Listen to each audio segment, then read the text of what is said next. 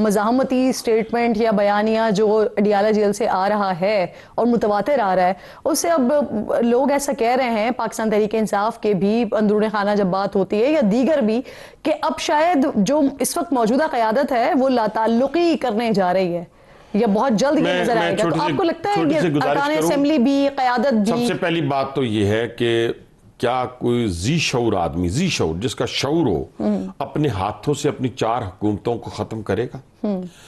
आप जरा बैकग्राउंड में जाएं थोड़ा सा। मैं बड़े आराम से सुकून से अपनी कौम को समझाना चाहता हूँ, लोगों को समझाना चाहता हूँ, फॉलोअर्स को समझाना चाहता हूँ कि आप देखें कि आप 2018 तक गुड्डी गुड्डी थे ना। 2018 से लेके 3 साल आपने वालिद साहब भी कहा, किसी को क्या कहा, बड़े अच्छे जी।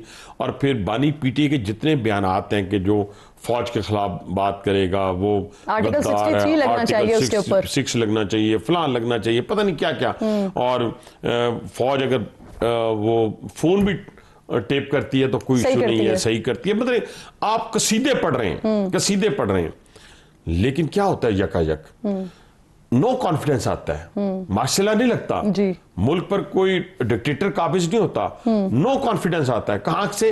पार्लियामेंट से जी। उसके जरिए आपकी एक हुकूमत, आप बैठ जाते हैं अपोजिशन में जी।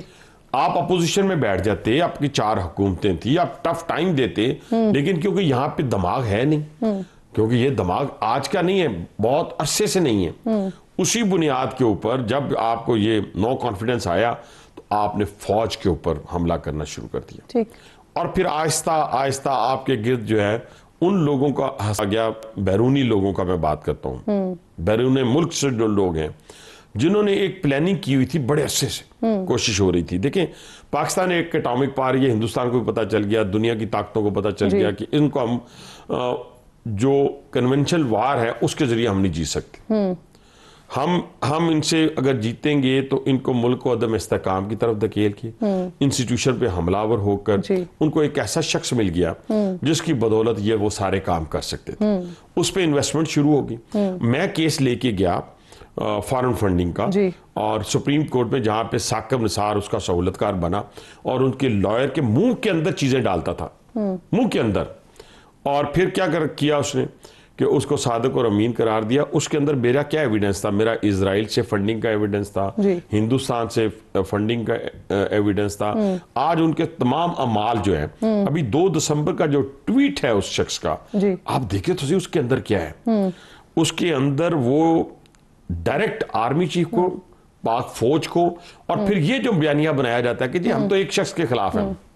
अगर आप एक शख्स के खिलाफ होते तो आप जीएचक्यू पे हमला क्यों करते? अच्छा, नहीं, ये बड़ा पॉइंट नहीं, ये जीएचक्यू पे हमला क्यों करते? कोर कमांडर हाउस को क्यों जलाते? आप उस हमारा जो प्राइड था जहाज 1965 वाला MM आलम वाला, उसको क्यों जलाते? आप फिर उसके बाद शोहदा के मजस्मों को क्यों तोड़ते? इसलिए कि आपने पूरे इंस्टीट्यूशन के खिलाफ, फौज के खिलाफ एक बयानिया बनाना था, उसके आपको पैसे मिल रहे थे। तो इसी बुनियाद के ऊपर आप आज जाकर, आज भी देखिए आज क्या हो रहा है, आप कभी यहिया खान से तशबीह दे रहे हैं, उस शख्स को दे रहे हैं जी। अब यहाँ पर सर मेरा सवाल, पूरी दुनिया के अंदर जिसका आज डंका बज रहा है, किसके ऊपर?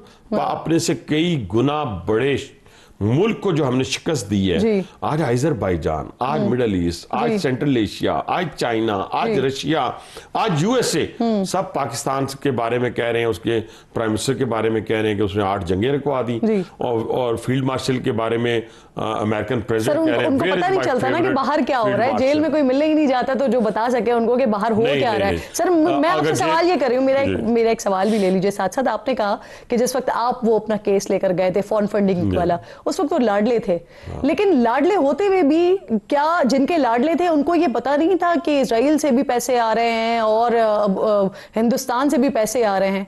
और उस वक्त नहीं पता था तो आज तो पता है सर। तो आज पता है, तो वो जो लाडले जिन्होंने लाडला बनाया हुआ था वो भी तो अंदर है ना। अच्छा, ठीक है जी। और अभी तो कड़ी जो है, देखिए मैं बार बार आपके प्रोग्रामों में भी कहा, कई दफा 2-3 प्रोग्राम में मैं पहले जब आया था मैंने आपसे कहा था कि ये 9 मई जो है ना, ये बड़ा इंपॉर्टेंट है। लोगों को शायद इसकी इंपॉर्टेंस का ही नहीं पता कि क्या होने जा रहा था। ये देखिए मैं बार आपको कह रहा हूं कि एक हिकमत अमली के तहत, पूरी मुनज़्ज़म साजिश के तहत ये नहीं हुआ 9 मई के उठ 1 साल की प्लानिंग के बाद 9 मई हुआ। और उस प्लानिंग के अंदर ये था कि इंस्टीट्यूशंस के अंदर से बगावत जो है वो पैदा की जाए, और फिर बाहर से लोग जाएंगे तो फिर हम मुल्क में इक़्तिदार में आ जाएंगे। यानी इक़्तिदार के पुजारी हुए ना, सिर्फ इक़्तिदार चाहिए।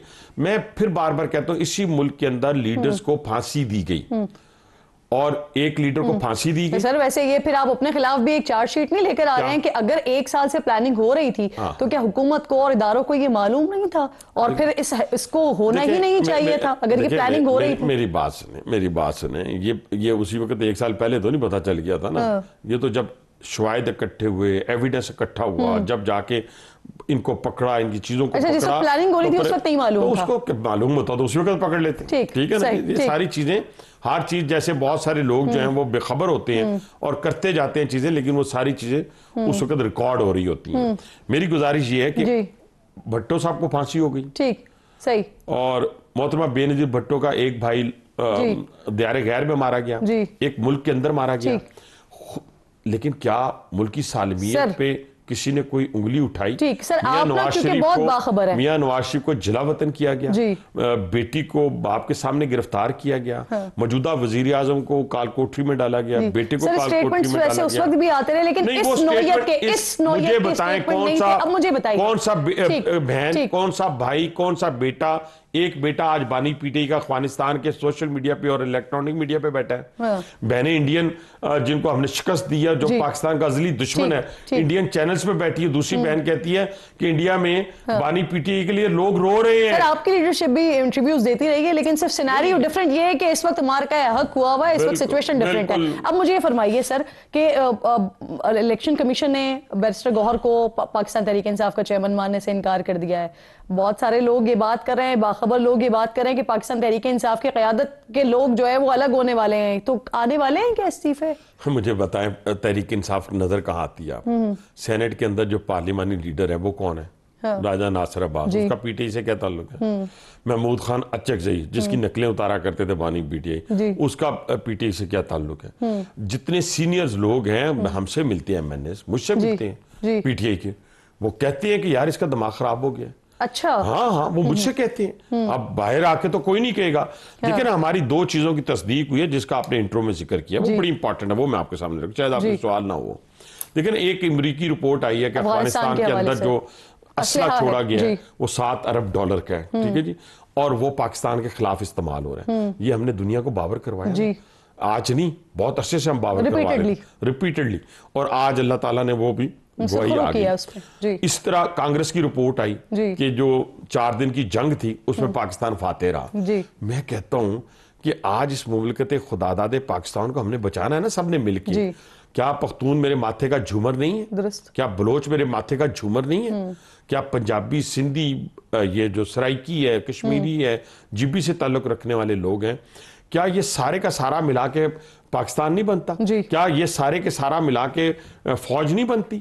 बार बार मैं ये लफ्ज इस्तेमाल कर रहा हूं कि आप दुनिया के उन लोगों का आलाकार ना बने जो पाकिस्तान को अदम इस्तेहकाम। सर खान साहब को अडियाले से कहीं और मुंतकिल करने का है कुछ? क्या मेरे इल्म में ऐसी कोई बात नहीं है। देखिए ये बयानिया बनाया जाता है जी, क्या अच्छा सुने, मकाफात अमल है ना, छोड़े फिर, अगर वो मुंतकिल हो भी गए तो क्या क़यामत आ जाएगी? मुझे क्यों खान साहब ने किया था अडियाला जेल से अटक जेल? पता आपको क्यों किया था? जी बताइए। मुझे इसलिए किया था कि मियां नवाज शरीफ साहब और मरियम नवाज साहबा की हो गई बेल, तो मैंने सुप्रीटेंडेंट को कहा कि मैंने अपनी लीडरशिप को सी ऑफ करना है या उनसे मिलना है, तो उसने बंदे भेजे अपने जो होते हैं वहां के वार्डन, मैं उनके साथ वहां चला गया मिलने के लिए। एक तस्वीर छप गई, उस तस्वीर के बाद बानी पीटीआई ने डायरेक्टली जो सुप्रीटेंडेंट जेल था उसको फोन करके कहा कि इसको यहां से उठा के अटक ले जाएं और इसको कैदी कपड़े पहनाएं। हमने तो आज तक कैदी कपड़ों का तकाजा नहीं फबासी ने नहीं किया। क्यों नहीं कैदी कपड़े पहनाए जा रहे? सही, क्यों आज भी उसी तरीके से उसका बर्ताव किया जा रहा है?